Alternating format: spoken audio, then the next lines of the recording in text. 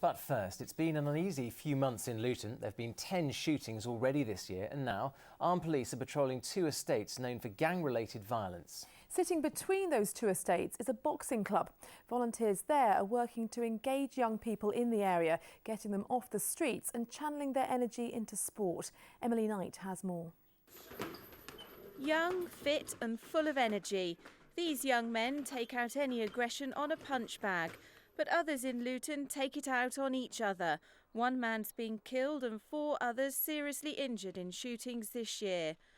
Hockwell Ring Boxing Club sits right between the Marsh Farm and Lucy Farm estates, an area where rival gangs operate and violence has escalated. Run by volunteers, the club was set up in 2004 to get local young people off the streets and into sport. There's not much to do around here. There's not much to do. I wouldn't be doing anything good if I wasn't doing this. I wouldn't be doing anything good. This is one of the best things that ever happened to me. A lot of young people are getting mixed up in drugs, robberies, grand theft, all stuff, just loads of stuff like that, drug dealing, just getting themselves killed really, ruining their lives. Most of my mates have grown up smoking weed, taking drugs. You know, I've come here, found something else, and it's something I enjoy, and it's kept me out of trouble, it's kept me on the straight and narrow, really. As well as training, the club helps them get apprenticeships in the construction industry. It's a small push in the right direction that they say makes all the difference. Maybe there are a lot of people now that are around the town recently involved with the gun shootings. Maybe they have chosen a wrong path, and maybe some of our young people, if we weren't there for them, they may also choose that wrong path. But hopefully, through what we're trying to do here, we'll try to make them go down the correct path and become model citizens for our communities. Tens of young men train here each night, learning to box and learning lessons in life that could help them make the right choices.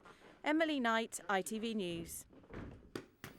Well, staying in Luton, and around 140 police officers will be on duty at the Carnival this weekend. It's hoped the event on Sunday will help bring the community together. Last year, it moved to July to coincide with the Queen's Jubilee and also the Olympic torch relay. A 58-year-old man arrested on suspicion of murder after a fire in Milton Keynes has been released on bail.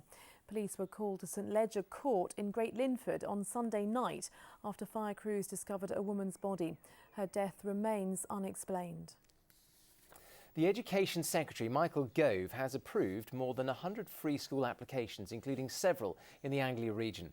In total, the new schools will provide around 50,000 new places. It's hoped they will open from September of next year. The new schools include the Hemel Hempstead Community Free School in Hertfordshire, the Malcolm Arnold Primary School in Northampton and On Track Chiltern in Bedfordshire.